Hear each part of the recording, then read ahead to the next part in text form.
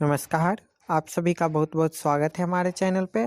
आज हम आप सभी को पौष पुत्रदा एकादशी का व्रत कथा आपको सुनाने वाले हैं इस वीडियो के माध्यम से। दोस्तों, पौष पुत्रदा एकादशी पौष माह के शुक्ल पक्ष की एकादशी तिथि को आती है।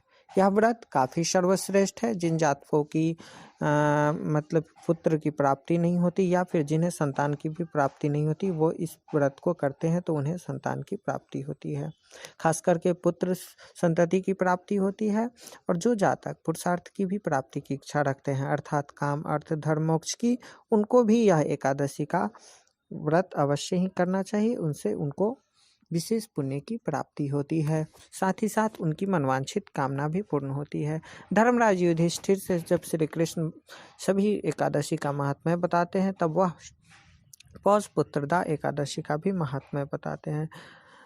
कहते हैं भगवान श्री कृष्ण धर्मराज युधिष्ठिर से कि हे राजन, इस एकादशी का नाम पुत्रदा एकादशी है। इसमें भी नारायण भगवान की पूजा की जाती है।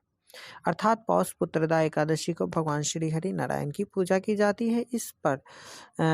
इस व्रत में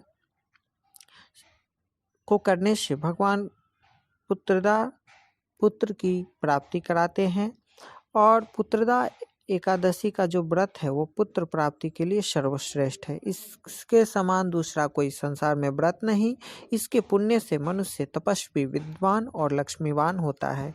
इसकी मैं एक कथा कहता हूँ, उसे आप ध्यानपूर्वक सुनो। भगवान श्री कृष्ण धर्मराज युधिष्ठिर से कहते हैं, भद्रावती नामक नगरी में सुकेतु मान नाम का एक राजा राज्य करता था। उसके कोई पुत्र नहीं था। उसकी स्त्री का नाम शव्या था। वह निपुत्री होने के कारण सदैव चिंतित रहा करती थी। राजा के पितर भी रो रो कर पिंड लिया करते थे और सोचा करते थे कि इसके बाद हमको कौन पिंड देगा।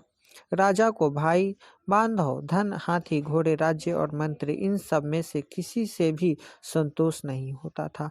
वह सदैव यही विचार करता रहता था कि मेरे मरने के बाद मुझको कौन पिंडदान करेगा। बिना पुत्र के पितरों और देवताओं का ऋण मैं कैसे चुका सकूंगा। जिस घर में पुत्र न हो उस घर में सदैव अंधेरा ही रहता है। इसलिए पुत्र उत्पत्ति के लिए प्रयत्न करना चाहिए। जिस मनुष्य ने पुत्र का मुख देखा है वह धन्य है। उसको इस लोक में यश और परलोक में शांति मिलती है, अर्थात उनके दोनों लोक सुधर जाते हैं। पूर्व जन्म के कर्म से ही इस जन्म में पुत्र, धन आदि प्राप्त होते हैं। राजा इसी प्रकार रात दिन चिंता में लगा रहता था। एक समय तो राजा ने अपने शरीर को त्याग देने का निश्चय किया, परंतु आत्मघात को महान पाप समझकर उसने ऐसा नहीं किया। एक दिन राजा ऐसा ही विचार करता हुआ अपने घोड़े पर चढ़कर वह वन को चल दिया तथा पक्षियों और वृक्षों को देखने लगा। उसने देखा कि वन में मृग, व्याघ, सुअर, सिंह, बंदर, सर्प आदि सब भ्रमण कर रहे हैं। हाथी अपने बच्चों और हाथियों के साथ के बीच खूब घूम रही है। इस वन में कहीं तो गिद्दर अपने कर्कश स्वर में बोल रहे थे, कहीं उल्लू की ध्वनि कर रहे थे। वन के दृश्यों को देखकर राजा सोच विचार में लग गया। इस प्रकार आधा दिन बीत गया। वह सोचने लगा कि मैंने कई यज्ञ किए, ब्राह्मणों को स्वादिष्ट भोजन से तृप्त किया, फिर भी मुझको दुख प्राप्त हुआ। आखिर ऐसा क्यों? राजा प्यास के मारे अत्यंत दुखी हो गया और पानी की तलाश में इधर उधर फिरने लगा। थोड़ी दूर पर राजा ने एक सरोवर देखा। उस सरोवर में कमल खिले थे तथा सारस, हंस, मगरमच्छ आदि विहार कर रहे थे। उस सरोवर के चारों तरफ मुनियों के आश्रम बने हुए थे। उसी समय राजा के दाहिने अंग फड़कने लगे। राजा शुभ शकुन समझकर घोड़े से उतरकर मुनियों को दंडवत प्रणाम करके बैठ गया। राजा को देखकर मुनियों ने कहा, हे राजन, हम तुमसे अत्यंत प्रसन्न हैं। तुम्हारी क्या इच्छा है सो कहो। राजा ने पूछा, महाराज आप कौन हैं और किस लिए यहाँ आए हैं? कृपा कर बताइए। मुनि कहने लगे कि हे राजन, आज संतान देने वाली पुत्रदा एकादशी है। हम लोग विश्वदेव हैं और इन सरोवर में स्नान करने के लिए आए हैं। यह सुनकर राजा कहने लगा कि महाराज, मेरे भी कोई संतान नहीं है। यद्यपि आप मुझ पर प्रसन्न हैं तो एक पुत्र का वरदान दीजिए।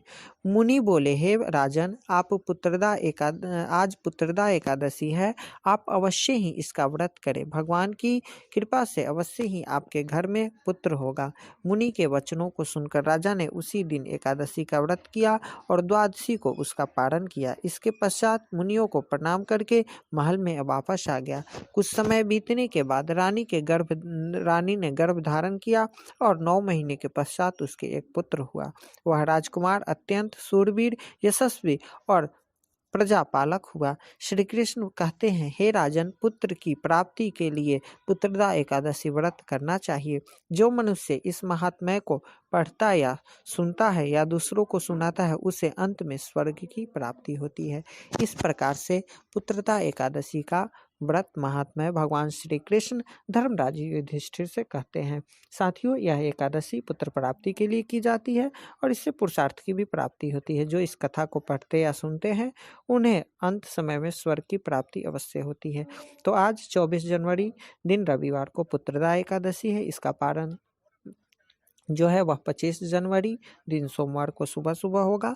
इस एकादशी का व्रत आप करें, हो सके तो रात में रात्रि जागरण करें, एक समय फलाहार करके इस व्रत को संपन्न करें और मन ही मन ओम नमो भगवते वासुदेवाय भगवान नारायण का स्मरण चिंतन करते रहें।